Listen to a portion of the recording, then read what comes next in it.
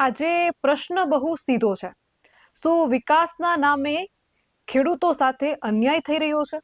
અને જો થઈ રહ્યો છે તો જવાબદારી કોની? ખાનગી કંપનીઓ દ્વારા ખેડૂતોની જમીનમાં થાંભલા, ટાવર અને પાઇપલાઇન નાખવાના મુદ્દે ઉત્તર ગુજરાતના ખેડૂતો હવે આકરા પાણીએ પહોંચ્યા છે. ન માત્ર ઉત્તર ગુજરાતના, પરંતુ સમગ્ર ગુજરાતના ખેડૂતોમાં ક્યાંક ને ક્યાંક હવે રોષ જોવા મળી રહ્યો છે.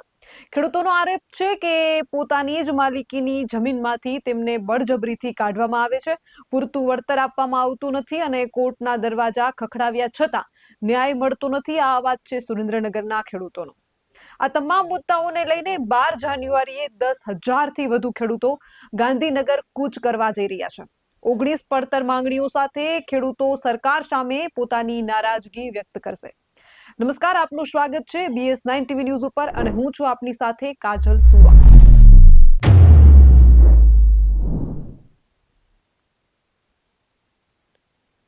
ખેડૂતો આખરે ગાંધીનગર કૂચ કરવાના છે અને ખાનગી કંપનીઓની દાદાગીરી અને અધૂરું વળતર અને સરકારની અવગણનાથી કંટાળી ગયેલા ગુજરાતના ખેડૂતો હવે રસ્તા પર ઉતર્યા છે. 12 જાન્યુઆરીએ ગાંધીનગર ખાતે યોજાનાર મહાસંમેલનમાં 10,000થી વધુ ખેડૂતો જોડાવાની તૈયારીમાં છે.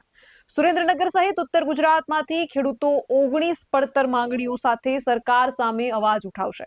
ખેડૂતોનો આરોપ છે કે વિકાસના નામે તેમની જમીન પર થાંભલા, ટાવર અને પાઇપલાઇન બળજબરીથી નાખવામાં આવે છે, પરંતુ યોગ્ય વળતર આપવામાં આવતું નથી. તો આખરે ખેડૂતો કેમ આકરા પાણીએ પહોંચ્યા છે અને શું સરકાર તેમની માંગણીઓ સાંભળશે? આ મુદ્દે ચર્ચા કરવા માટે આપણે આજે આ સાથે વિશેષ BS9 TV ન્યૂઝ સાથે જોડાયા છે અશોક હિરાણી, જેઓ ખેડૂત આગેવાન છે. પ્રથમ તો અશોકભાઈ, BS9 TV ન્યૂઝ ઉપર આપનું ખૂબ ખૂબ સ્વાગત છે. ધન્યવાદ બેન, તમને અને તમારી BS9 ની સમગ્ર ટીમને કે અમારા ઉઘાડ પગાનો અવાજ તમે સાંભળો છો. અને તમને સ્પેશિયલ ધન્યવાદ એટલે કે તમે કડદા કાંડમાં, હળદળમાં ખૂબ સારું કવરેજ આપ્યું, એટલા માટે તમને સ્પેશિયલ. જી અશોકભાઈ, બોલો આપનો બેન. ખૂબ ખૂબ આભાર. અને પત્રકાર તરીકે અમારી ક્યાંક ને ક્યાંક ફરજ થતી હોય કે સત્યને ઉજાગર કરીએ. અશોકભાઈ, સર્વપ્રથમ મારે તમારી સાથે એ જ ચર્ચા કરવી છે કે 12 જાન્યુઆરીએ ગાંધીનગરનો જે અવાજ ઉઠ્યો છે, ખેડૂતો 12 જાન્યુઆરીએ ગાંધીનગર ભેગા થવાના છે. શું છે સમગ્ર મામલો અને શું છે આયોજન? બેન, ગાંધીનગર તો અમારે જવું જ ન હોય, આ તો ફરજિયાત આવે. ખેડૂત ખેતરમાં હારો, રોડ ઉપર કે ગાંધીનગર નો સારો. કારણ કે ખેડૂત ખેતર બારો નીકળે ને એટલે ગમે એને પરસેવો વળે. 1990ના દાયકામાં જે તે સમયે કિસાન સંઘે આંદોલન કર્યું હતું, ત્યારે વીજળીનો જ મુદ્દો હતો અને તે દિવસની સરકાર ગઈ છે, એ સરકાર આજ દિન સુધી ગાંધીનગરની ગાદીએ નથી બેઠી. હવે પાછું ઈની ભૂલનું પુનરાવર્તન અત્યારની હાલની સરકાર કરી રહી કે અમને ગાંધીનગર જવા માટે મજબૂર કરે. અને ન ખાલી સરકાર પણ અધિકારીઓ હોય. આજે વીજપોલનો જે ખાસ મુદ્દો રહ્યો ને બેન, કચ્છમાં વીજપોલ મુદ્દે જબરજસ્ત આંદોલન કરવું પડ્યું. બહુ જ્યાદા દિવસ ખેડૂત લડ્યા. અંતે સરકારે એવું કીધું કે પોલીસ ક્યાંય દખલગીરી નહીં કરે. તો પેલા જ પોલીસને શું કામ દખલગીરી કરવાની? અને દખલગીરી કાયદેસર તો અમારી મિલકત છે, તો અમને વળતર પૂરું મળવું જોઈએ. અમને અગાઉ જાણ કરવી જોઈએ. અમારા ઉભા પાકમાં હું કામ એને ઈ નાખે છે વીજપોલ? અમારો પાક લેવાઈ જાય પછી નાખે. કોઈ ખેડૂત દેશદ્રોહી નથી કે ના પાડે. કોઈ વિકાસને અવરોધરૂપ ખેડૂત કોઈ દિવસ થયો નથી, પણ એને પૂરતું વળતર મળે અને ખરેખર ખેડૂત એના સમયે નાખવા જ દે. પણ હાવ મનમાની કરી અધિકારીઓ જેવી તેવી ભાષામાં ખેડૂતો સાથે વાત કરે તો એ કેટલા અંશે વ્યાજબી?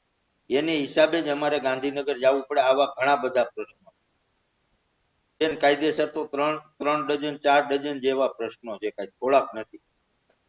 આ તો પેન્ડિંગ પ્રશ્નોની તમે વાત કરી, હાલના પ્રશ્નોની તમે જોઈ લ્યો. સરકાર અને અધિકારીઓ બેયની મનસા નથી. આ કહેવાતા કૃષિ પ્રધાન દેશની અંદર ખેડૂતો જ દુખી છે અને ખેડૂતોનું ખરેખર સરકાર અવગણના કરી રહી છે. કૃષિ રહીને ખેતી રહીને બેન, એ ભારતમાં બધાયથી મોટામાં મોટો ઉદ્યોગ છે, ને બધાયથી જાજામાં જાજી રોજગારી આપતો કોઈ ધંધો હોય ને તો એ ખાલી ને ખાલી ખેતી. એક એક પણ ઉદ્યોગ, અને કદાચ દેશના બધા ઉદ્યોગ લઈ લ્યો, ખેતીમાં જેટલી મજૂરી મળે છે ને રોજગારી મળે છે ને એટલી બીજા કોઈ ઉદ્યોગ નથી દેતું ભારત. તો છતાંય સરકાર એની અવગણના કરે છે. હવે તમે વિચાર કરો, અમારે ખેતરમાં બેન માલ પાકવાનો હોય, તેથી અણઘણ વહીવટ કરી અને અમારો કપાસ પાકવાનો થયો એટલે એને બહારથી કપાસ મૂકી. અત્યારે ડ્યુટી ફ્રી વટાણાની ને એની આયાત ચાલુ. અમારા ચણા પાકવાના થયા એટલે, અથવા તો બહારથી ચણા મગવે.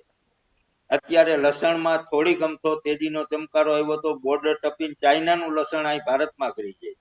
હવે લસણ આવી જાય માણસ નો આવી જાય તો એ બોર્ડર કેવી ટાઈટી છે, કેવી સિક્યુરિટી. આ બધું આવા ને આવા જ બધા ટૂંકમાં કુંડાળા કે કૌભાંડ કે જે કાંઈ કયો એ આવા ને આવા જ થાય છે. આ ખાલી ને ખાલી સરકારમાં બેઠેલા માણસો અધિકારી ઉપર ખાલી ને ખાલી વોટ રાખે ને તો ઘણો બધો આમાં ફેર પડે. અધિકારી કોઈ એમ કે હવે આયાત કરી લેવાની એટલે આ લોકોને સીધે સહી કરીને એને હા પાડી દેવાની.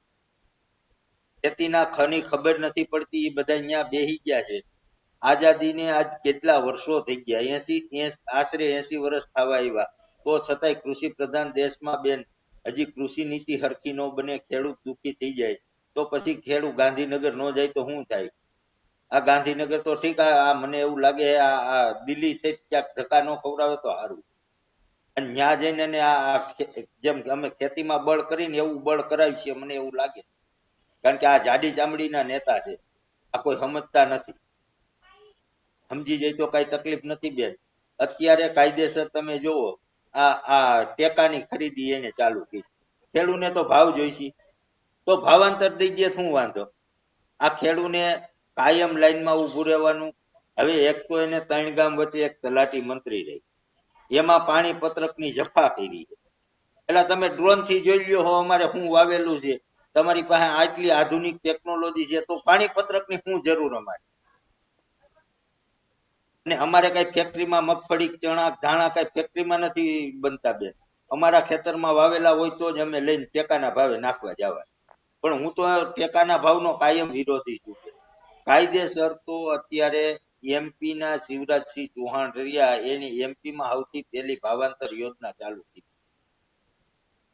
તો અત્યારે ઈ ભાવાંતર યોજનાના એમડી રહ્યા એ કૃષિ પ્રધાન છે.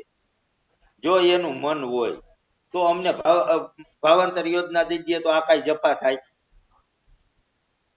કોઈ જાતના ભ્રષ્ટાચાર થાય? પણ આ લોકોની મનસા જ નથી ખેડૂને આપવાની. વીજ પોલમાં એવી જ રીતે કર્યું છે કે વીજ પોલ ખેડૂને કોઈને જાણ કર્યા વગર સીધા એ કંપની વાળા આવી જાય અને ખેડૂને ધમકાવે ને ભેરો સરકારી એક અધિકારી હોય, એ પાછો ખેડૂને એમ કે તમારી પાસે કઈ લખાણ પડ્યું હોય કયો, અમારા ખેતરમાં ન આવવું. તો એવું તો લખાણ કોઈ પાસે ન હોય તો અમે કાલે હવે રિલાયન્સમાં વી જાય, જામનગર કે અદાણીની કંપનીમાં વી જાય તો અદાણીની કંપની પાસે લખાણ હોય જે ખેડૂને અહીં ન આવવું હોય. અમારે ત્યાં થાંભલો ખોડવો, અમારે ત્યાં બોર કરવો, ત્યાં પાણી જાજુ થાય એટલે અમારા ખેતરમાં આવે. એવું કરવા દે હે અમને તો અમે અમારા ખેતરમાં એને પોલ ખોલવા દઈ લ્યો. કોઈ પણ અધિકારી હાવ નફટ થઈને એને એવો જવાબ આપે કે તમારી પાસે કઈ લખાણ પડ્યું હોય તો દો કે અમે તમારા ખેતરમાં ન આવીએ. એવું લખાણ ક્યાંય કોઈ પાસે પડ્યું હોય, કોઈને ખબર હોય કે અમારા ખેતરમાં કોઈ આવે એમ છે તો અમે લખાણ લઈ જાય? જી બેન. અશોકભાઈ, 19 થી 21 પડતર પ્રશ્નોની ચર્ચા થઈ રહી છે કે ખેડૂતો અત્યારે જે પ્રશ્નો છે 19 થી 21 જેટલા પડતર પ્રશ્નો છે. મારે તમારી પાસેથી ખાસ એ જાણવું છે કે 19 થી 21 એ પડતર પ્રશ્નો ક્યાં ક્યાં છે કે જેને મુદ્દે 12 જાન્યુઆરી ખેડૂતો ગાંધીનગર એકઠા થવાના છે? બેન એમાં ખાસ ખાસ મુદ્દા તમને કહી દઉં તો સૌથી પહેલો જે સરકારે અમારે રેવન્યુ ની બાજુમાં જંગલ આવે, જંગલ વાળા પેલા તો સરકારી જમીન રહીને હજી એને જંગલમાં હસ્તગત કરવી, ગૌચરની જમીન ઈ અમારે નથી કરવા દેવી. પછી અમારો બીજો મુદ્દો ખાસ છે કે અમને પાણી હોય ને તો અમે કણમાંથી મણ પેદા કરીએ અને લાખો લોકોને રોજગારી આપીએ. પણ સૌરાષ્ટ્રમાં તો ખાસ કરી હજી સૌની યોજનાના પૂરા પાણી નથી આવ્યા. એમાં ખાસ અમારો અમરેલી જિલ્લો છે. કલ્પસર યોજના વર્ષો પહેલાનું તલે ચડેલી એક યોજના છે કે ખાલી ને ખાલી કલ્પસર વિભાગ બોલાય છે, પણ કલ્પસરના નામે કાંઈ થયું નથી. કલ્પસર થાય તો સૌરાષ્ટ્ર આખું લીલું થાય.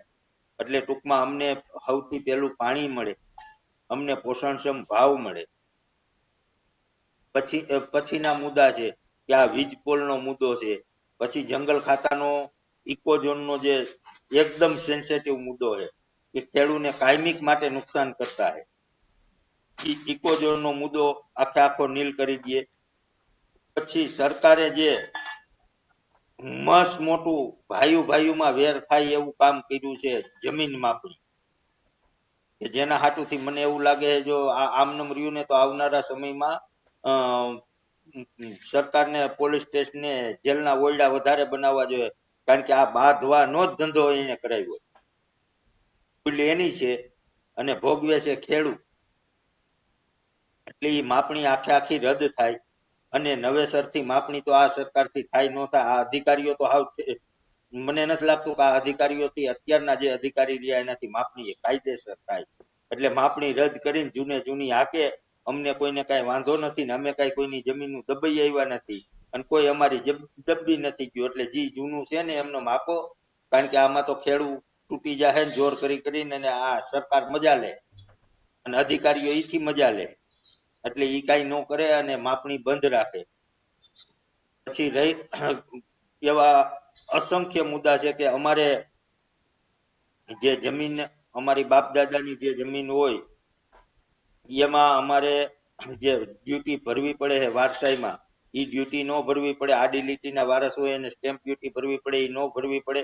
ગૌચરની જમીનની માપણીઓ કરીને ગૌચર પરના દબાણો દૂર કરે. ખાસ અમારા ખેતીવાડીના રસ્તા જેટલા દબાણા છે કે જૂના વર્ષો પહેલા 20 ફૂટના હતા ને અત્યારે 8 ફૂટના થઈ ગયા છે, તો એ રસ્તા પહોળા કરી દે. સૌની બટાટાના કોન્ટ્રાક્ટ ફાર્મિંગ નો જે ગયા વર્ષનો ભાવ હતો ને એ ભાવ આ વર્ષે આપે. કેન્દ્ર સરકાર અમને જે ટોલ અમારા ખેતરોની આડા આવે છે બેન, અમારે દિવસમાં 5 વખત ટોલ ઉપર નીકળવાનું થાય, 5 વખત ટોલ ભરવા પડે. તો 20 કિલોમીટરની આજુબાજુના ખેડૂતોને ટોલ માંથી મુક્તિ આપે. પછી ડ્રીપ ઇરિગેશનમાં અમને 90% સબસિડી આપે. વીજ ટાવર લાઈનના પ્રશ્નોનો કાયમ નિવારણ અને જમીનને યોગ્ય વળતર, એટલે કે અમને બજાર ભાવે, જંત્રી ભાવે અમારે નથી વેચવી. કારણ કે અમારે વેચવી છે કે નહીં એ અમારે નક્કી કરવાનું હોય, પણ તો છતાંય તમને વિકાસમાં અમે અવરોધ નથી થતા. તો અમને બજાર ભાવે અમને વળતર મળે તો અમે નાખવા દેવું. અને ટ્રેક્ટરની ટોલીને કાયમિક માટે ટેક્સ ફ્રી કરી દઈએ. કારણ કે એ એક અમારા બળદગાડા વહી ગયા એટલે હવે એના માટે જ છે. અને વાહનની સ્ક્રેપ પોલિસીમાંથી ટ્રેક્ટરને બહાર કાઢી નાખે. કારણ કે અમારી આખી જિંદગી વહી જાય ને બેન, તે અમે એક ટ્રેક્ટર લઈ હતી એને હવે અમે તો જૂના લીધા છે ને હવે એ સ્ક્રેપ, આ તમારી સ્ક્રેપ પોલિસીમાં પેલા અમારા ટ્રેક્ટર આવી છે. કારણ કે નવા લેવાના તમારી પાસે હતા નહીં એટલે જૂના જ લીધા. એટલે એને ટેક્સ પોલિસીમાંથી હાવ માફ કરી દે. પછી સરકારે જાહેરાત કરેલી પાક ધિરાણ યોજના, એટલે પાક ધિરાણની જે 5 લાખની મુદત, 5 લાખનું પાક ધિરાણનું કીધું હતું ગયા વર્ષે, અને એને કોણ જાણે હું ખાટું મોરું સપનું આવ્યું એ બંધ કરી દીધું પાછું. તો બધે મોંઘવારી વધી છે તો અમને કઈક તો મળવું જોઈએ. એટલે 5 લાખ રૂપિયા સુધી અમને વગર વ્યાજનું પાક ધિરાણ મળે. અને જે વ્યાજ રહ્યા એ ગયા વર્ષના આ વર્ષે મળે છે એ બધું બંધ કરે ને તાત્કાલિક અમને વ્યાજ અમે ભરી દે એટલે અમને સીધું વ્યાજ મળી જવું જોઈએ ને. તો લેટ થાય. અમે આ જમીન રહી, જમીનમાં દાખલા તરીકે બેન અમારા ઘરના વડીલના નામે જમીન હોય અને વડીલ ઓફ થઈ જાય અને 3 મહિનાથી વધારે સમય લાગે ખાતે ચડાવવામાં, અમે કોઈ પણ વારસાઈ ન કરાવી તો અમને દંડ આપે. તો આ લોકોને કેમ દંડ નહીં? અમને આટલા ટાઈમ કે 1 વર્ષ સુધી વ્યાજ ન મળે તો એને કઈક દંડની જોગવાઈ કઈક કરવી જોઈએ ને. અને 2017 થી લગાડીને 2020 સુધીના જુદા જુદા જિલ્લામાં વીમા મંજૂર થઈ ગયેલા છે. હાઈકોર્ટે હુકમ કરી દીધો છે, તો છતાંય હજી ચૂકવા નથી. તો ઈ અમને ખાસ ચૂકવે. સહકારી ક્ષેત્રમાં ગ્રામ્ય કક્ષાની મંડળીને મતદાન દેવાનું હોય છે બેન.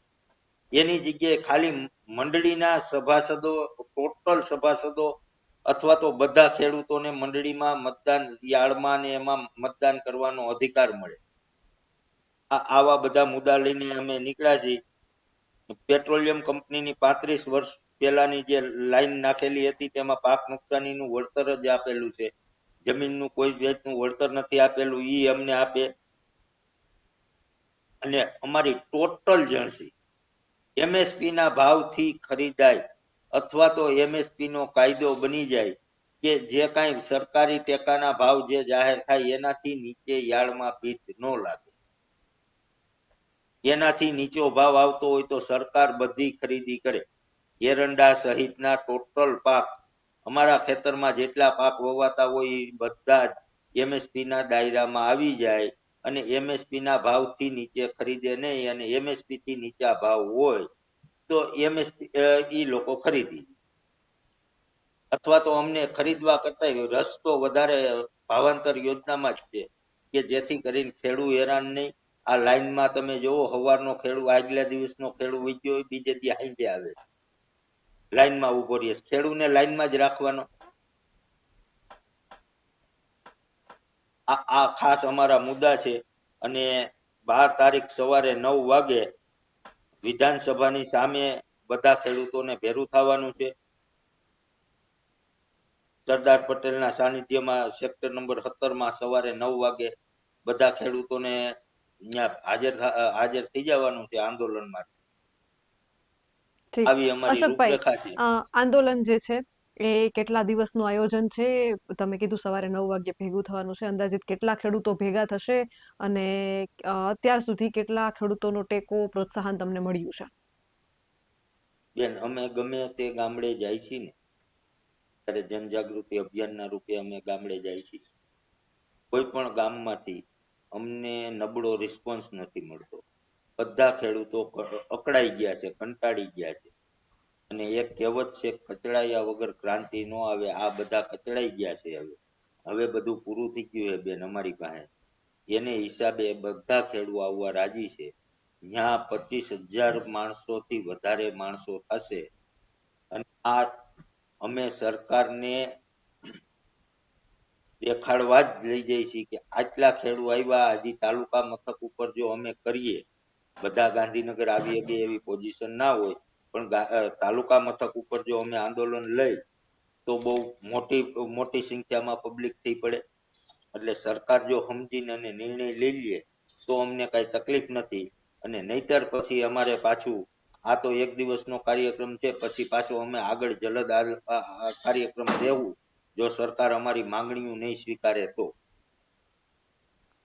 જી ને અશોકભાઈ, બધા અત્યારે ખેડૂતને પ્રાણ પ્રશ્ન ખાસ કરીને સુરેન્દ્રનગરના ખેડૂતોનો વીજ લાઈનને લઈને છે. અને કચ્છમાં પણ આપણે જોયું, વાંઢિયામાં જે ખેડૂતો હેરાન થયા છે. અને ત્યારબાદ પરેશ ગોસ્વામી દ્વારા પણ ખેડૂતોનું બિનરાજકીય આંદોલન કરવામાં આવ્યું હતું. પરંતુ ક્યાંક ને ક્યાંક આંદોલન જ્યારે ઉગ્ર થાય, મજબૂત થાય છે, તો આંદોલનને ડામી દેવામાં આવે છે, એટલે કે શાંતિ બેઠકો કરી દેવામાં આવે છે. શું લાગે છે, સરકાર તમારી વાત સાંભળશે અને નિર્ણય આવશે? સાંભળશે નહીં બેન, સાંભળવી જ પડશે. સરકારને જેમ શાંતિ બેઠકો કરતા આવડે ને એમ ખેડૂતોને પણ આવડે છે. હવેનો ખેડૂત છે ને કઈ ગાંજો જાય એવો નથી. કોઈ 5 આગેવાનને બોલાવીને એ શાંતિ બેઠક કરે તો મને ખાસ ખ્યાલ છે બેન, હું પરેશ ગોસ્વામીની સાથે ને જીતુભાઈ વાઘાણીને મળવા ગયો હતો. ત્યાં ખાલી ને ખાલી આમ તેમ એવી વાતો કરી નાખે.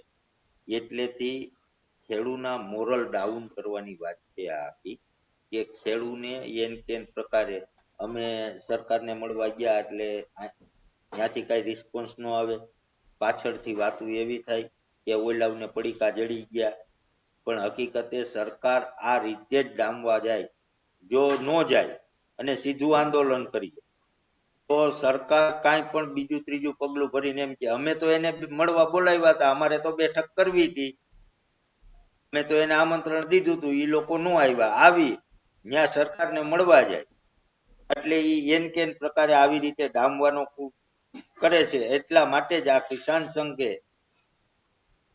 એવો નિર્ણય લીધો છે કે સરકાર સામે તો જે કઈ અમે રેગ્યુલર બેસતા હોય, અમારા મવડી મંડળ આગેવાનો બેસતા હોય, તો એ કઈ નથી કરવું. સીધું જ શક્તિ પ્રદર્શન એટલે જ કરવું છે કે પાછળ ખેડૂત છે અને કેટલા બધા છે જોઈ. અને જે કઈ વીજ પુલના જ્યાં જ્યાં લાઈન નીકળી, આજ ખાલી કચ્છનો કે સુરેન્દ્રનગરનો પ્રશ્ન નથી બેન, આ તો આખા ગુજરાતમાં આવવાનું. હમ અને આ અમારા ખેડૂતની જ ભૂલ હતી કે અમે જે તે સમયે જીઈબી ને અમે થાંભલા નાખવા દીધા, તેથી વગર વળતરે નાખવા દીધા ને એટલે આ બધી કંપનીઓને એમ કે આ તો ઓલા ખોડી દીધા, આપણે ખોડી દે હાલશે. એટલે આ પ્રશ્ન એક દિવસનો નથી, કે એક બે ખેડૂતનો કે એક બે તાલુકાનો કે એક બે જિલ્લાનો નથી. આ પ્રશ્ન આખા ગુજરાતનો છે. જમીન આપણે લઈને બેઠા આજે નહીં તો કાલે કોઈ પણ કંપની વાળા આવી જ રીતે દબીને અને તમારી જમીન અળગશે. કારણ કે એને વિકાસ કરવો હોય તો જમીન તો જોશે જ તે. કોઈને લાઈન નાખવી જોશે, કોઈને થાંભલા નાખવા જોઈએ, કોઈને બીજું ત્રીજું, કોઈને રસ્તો જોહે. એટલે કાયમ ખેડૂને દબાવવાના જ છે આ લોકો, કારણ કે એની પાસે પૈસા છે એટલે ખેડૂતને અશોકભાઈ, દબાવવાના છે. તમે કીધું કે પરેશ ગોસ્વામીની સાથે તમે જે છે ગાંધીનગરમાં જીતુ વાઘાણીને મળ્યા હતા.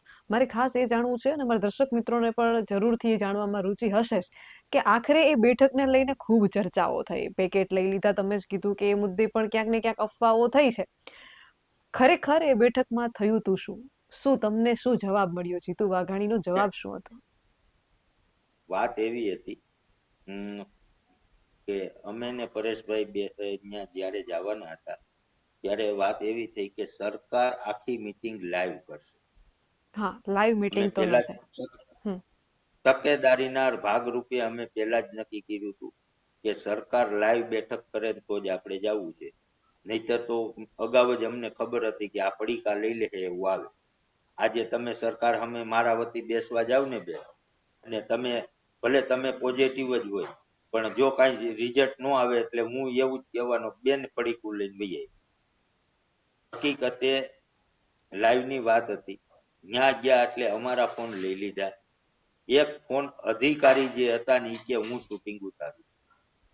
પછી શૂટિંગની જે ક્લિપો મોકલી ને બે, ઈ જીતુભાઈ વાઘાણી બોલે અને અમે જે કઈ બીજું જનરલ વાત હાલતી હોય એટલે સારી વાત હોય એને અમે હાઈ પાડી હોય, ઈવડી ઈ વાતની ક્લિપો આવી. હું તો ખુદ પછી બોલ્યો તો બેન. એ મુદ્દે તમને રોકવા માંગુ છું વચ્ચે. એ મુદ્દે તમે અવાજ ઉઠાવી શકતા હતા કે અમને લાઈવ નું પેલા એમણે વચન આપ્યું હતું કે જે કઈ નિર્ણય થશે, બેઠક થશે, લાઈવ મૂકવામાં આવશે, પછી તમારા મોબાઈલ જપ્ત થઈ ગયા, તમે કીધું એ મુજબ. તો પછી એ મુદ્દે તમે અવાજ શા માટે ન ઉઠાવ્યો? પરેશ ગોસ્વામી આ મુદ્દે અવાજ શા માટે ના ઉઠાવ્યો? બેન, પરેશભાઈ ગોસ્વામી એના વિડીયોમાં બોલ્યા છે, મને ફાઇનલ ખબર છે. પછી ન્યા જીતુભાઈ વાઘાણીને હું ખુદ બોલ્યો હતો. હું જે બોલ્યો ને એ કહું, બીજા બોલ્યા એ તો પછીની વાત છે. જીતુભાઈ વાઘાણીએ એમ કીધું અમારી સરકારે આ દીધું, આ દીધું, તે દીધું, આ કરી દીધું, આ તે કરી દીધું. એટલે મેં થોડાક આમ હું હૈસો. એટલે જીતુભાઈ વાઘાણીએ મને એવું કીધું, એ કે બોલો તમારા મનમાં કઈક બીજું છે, તમે બોલો, તમે હસો છો. મેં કીધું સાહેબ તમારા વિવેક થી કીધું. મેં કીધું સાહેબ તમારી સરકારે ખૂબ ખેડૂતને દીધું, તમે એવું કહો. એ કે આ મેં કીધું હકીકતમાં તમારી સરકારે શું દીધું એ ખબર છે ને, અમે શું થઈ ગયા એ ખબર? એટલે કે હું મેં કીધું આજથી 10 વર્ષ પહેલા વીમા કંપનીઓ વીમો ચાલુ હતો. 10 વર્ષ નથી ત્યાં પણ 20માં ચાલુ હતો. ત્યારે 5 છાંટા વરસાદના પડે કે અમને કઈ નુકસાની થાય ને, એટલે અમે જ્યાં જાતા ને મામલતદાર પાસે અમે આવેદન પત્ર દેવા જતા ને તો અમે માગતા અમારો વીમો. અમે ભલે 2000 જ પ્રીમિયમ ભરતા, 3000 ભરતા, 5000 ભરતા, બીજું સરકાર ભરતી, તો એ અમારો હક હતો બેન. એટલે મેં જીતુભાઈ ને એવું કીધું કે તમારી સરકારે અમને આપનારા વર્ગમાંથી માંગનારો વર્ગ બનાવી દીધો. અત્યારે તમે વીમો બંધ કરાવ્યો ને એને હિસાબે અમે માંગનારા થઈ ગયા. સરકાર અમને સહાય આપો. બાકી ખેડૂનો દીકરો મરે પણ માગે નહીં. પણ આ વીમો બંધ થયો ને એટલે અમે તો કહીશી કે જૂની વીમા યોજના જે હતી ને અમારે પ્રધાનમંત્રી ફસલ વીમા જ નથી જોતી, અમારે તો જૂની વીમા યોજના જોઈશે જે વર્ષોથી હાલતી હતી. અને ઈ અમારા માટે સરળ જ હતી. અમને પ્રધાનમંત્રી ફસલ વીમા યોજનામાં વાંધો નથી, પણ ઈ તો પ્રાઇવેટ કંપનીઓને આપી છે. પ્રાઇવેટ કંપનીઓ કોઈથી આપવા હાટું તો વીમા કંપની નો ચાલુ કરે, દેવા હાટું તો નો જ કરે. સ્વાભાવિક છે, કમાવા હાટું જ કરે. એમાં કોઈ કાળે ખેડૂતની જીત ન થાય. એ ગમે એ રીતે ચક્કર ફેરવીને ગમે એ રીતે એવું દઈ દે કે ખેડૂતને વરસ સારું, ખેડૂતને માલ થયો છે. જે સરકારી કંપની વીમો લેતી હતી ને એના જેવું કોઈ દિવસ થાય નહીં. વીમા કંપની બંધ થઈ તો કોઈ ખેડૂત નહોતા બોલ્યા. ખેડૂતને એવી આશા હતી બેન કે 50% જેવું માતબાર રકમ પ્રીમિયમ ભરતી હતી સરકાર. 50% પ્રીમિયમ ભરતી હતી, 48% કે 42%. એવી મસ્ત મોટી રકમ ભરતી હતી. એક ખેડૂતનું 3 લાખ રૂપિયા વીમા પાત્ર થાય તો એના 48% એટલે બેન મારા અંદાજે 1,40,45,000 રૂપિયા જેવું પ્રીમિયમ સરકાર ભરતી હતી. અમને એવી આશા હતી ક્યાંક ને ક્યાંક કે સરકાર આ વીમા કંપનીને જે પ્રીમિયમ આપે ને ઈ સહાય અમને કઈ તકલીફ પડશે ને તેથી સરકાર દે. તો સરકારે તો અમને 40,000 રૂપિયા આપીને અને મોટા ઢોલ નગારા વગાડ્યા. જો અત્યારે વીમા કંપની આ વર્ષે ચાલુ હોત ને બેન તો જનરલ 90% વીમો આવે, કારણ કે નુકસાની તો બહુ મોટી હતી, માવઠું બહુ મોટું હતું. પણ 80% જ વીમો આવે એવું ગણો ને. 3 લાખ રૂપિયાની વીમા યોજનામાં 80% ગણો ને તો 8 તેરી ને 24 2,40,000 રૂપિયા ખેડૂતને આવે. ને આ 44,000 રૂપિયા દઈને મોટા ઢોલ નગારા વગાડ્યા. આમાં તો ખેડૂતને બહુ મોટી નુકસાની જ છે. બેઠક પૂર્ણ થઈ પછી જીતુભાઈ વાઘાણીનો, કૃષિ મંત્રીનો, તમને શું જવાબ મળ્યો? અને જે આશાએ તમે ગયા હતા એ પ્રમાણે ન થયું, અને એ પછી આંદોલનનું સ્વરૂપ પણ ક્યાંક ને ક્યાંક વેરવિખેર થતું જોવા મળ્યું છે. હવે શું આગામી સમયમાં શું રણનીતિ રહેશે? કાલે જ વિડીયો પરેશભાઈએ મેલ્યો છે, તમે જોઈ લેજો કે દમખમથી આવી છે. એક વખત આમ તેમ થયું, હવે આમ ના થાય. અને ઈ અમે સરકારને મળવા ગયા ને એમને નથી ગયા બેન. પરેશભાઈએ એના વિડીયોમાં કીધું 1 મહિનાથી આ ફોન કરતા હતા સરકાર કે તમે મળવા આવો, હું તમારે આંદોલન નથી. મળવા ગયા છે. અને ઈ દમખમથી આંદોલન એમનેમ ના થાય બેન. એને અગાઉ જનજાગૃતિ અભિયાન લેવા પડે જેથી કરીને પબ્લિક થાય. એટલે ઈ ટાઈપના આયોજનમાં બધું હાલે છે. અને કમ્પ્લીટ આંદોલન થાય. કોઈ વેચાણું નથી, કોઈ પડીકા આવ્યા નથી. અને પડીકા આવ્યા હોય ને બેન તો જે લોકો ગયા ને ઈ કોક આજની તો 2 વર્ષ પછી કોક હેલિકોપ્ટર તો લહેન પડીકું દીધું છે. તો હારી 4 વ્હીલ લેહે ને અહીંયા તો પંખા વગરના મોટરસાયકલ આપી બેન. મેં તો ખેડૂના દીકરા છે ને, અમારી પાસે કઈ છે નહીં. કદાચ પડીકા દીધા હોય તો અમારી પાસે કઈ સારું તો થાય ને. એ જોઈજો કઈ અમે વધારે થાય તો. કોઈએ પડીકા લીધા નથી. કોઈ ખેડૂત આગેવાન કોઈ દિવસ પડીકું લેવા ન નીકળો હોય. પડીકું લેવા નીકળો હોય એના મોઢા અલગ હોય.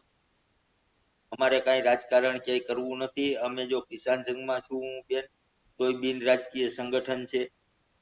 કિસાન સંઘમાં અમે ચૂંટણી લડવાની કદાચ મનમાં કઈ ઉપડે કોઈને કે અમારે ચૂંટણી લડવી છે, મનસા જાગે તો સીધું રાજીનામું પડી જાય છે. એવી જ રીતે પરેશભાઈ ગોસ્વામીનું જે આંદોલન રહ્યું એ બિન રાજકીય છે.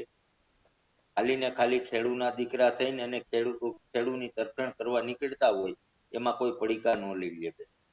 પણ પછી તો આ સરકાર પરેશભાઈ કોઈ ખૂબ પણ મહેનત પણ કરી છે અને ખૂબ મોટો ખેડૂત વર્ગ જે છે એ પરેશભાઈને સમર્થન પણ કરે છે. પરંતુ ક્યાંક ને ક્યાંક આંદોલનને ઠંડુ પાડવા પ્રયત્નો થયા હતા. હવે 12 જાન્યુઆરી ફરીથી ખેડૂતો 2025માં ખૂબ જાગૃત થયા છે અને થાવું પડે એવી સ્થિતિ પણ ઊભી થઈ છે. કારણ કે પછી આમ આદમી પાર્ટીની વાત કરીએ તો એમણે પણ ખેડૂતોને લઈને આ વર્ષે ખૂબ જાજી સભાઓ કરી છે. કચ્છના વાંઢિયામાં પણ તેઓ ગયા હતા અને બોટાદના કડદા કાંડે તો ખેડૂતોની આંખ ખોલી દીધી છે. ખાસ અંતે મારે તમને એ પ્રશ્ન કરવો છે કે અમારા માધ્યમથી અનેક ખેડૂતો તમને જોઈ રહ્યા છે. આ 12 જાન્યુઆરીના ખેડૂત જે ભેગા થવાના છે ગાંધીનગર ખાતે, એને લઈને ખેડૂતોને તમે શું સંદેશ આપશો? હું એટલો જ સંદેશ આપું છું, એક ખેડૂના દીકરા તરીકે કહું છું. કોઈ આગેવાન હું નથી. હું ખાલી ને ખાલી ખેડૂનો દીકરો છું એવું માનો.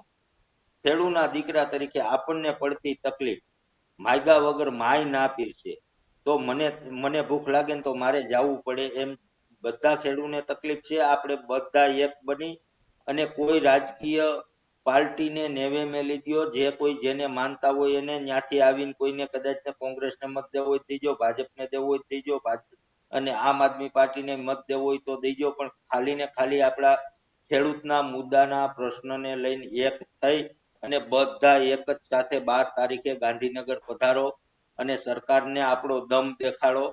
દમ નો દેખાડો ને તો કોઈ દિવસ કઈ થાય નહીં. દમ દેખાડવો પડે. કહેવત જ છે અને કીધેલું જ છે કે કળિયુગમાં સંગઠન શક્તિ જ મહાન રહે. એટલે સંગઠિત થઈ અને બધા ગાંધીનગર આવો એવી હાકલ કરવા માંગુ છું ખેડૂના દીકરા વચ્ચે.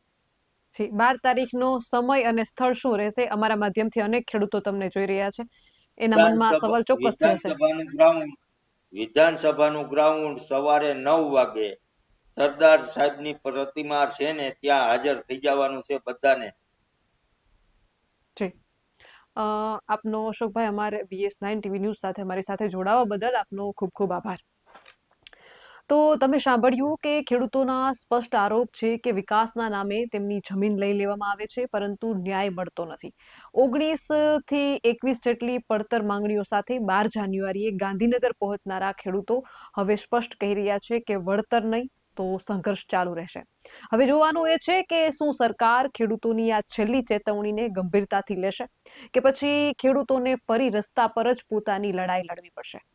અમે રાખીશું આ મુદ્દે સતત નજર તમારા માટે, તમારા અવાજ સાથે.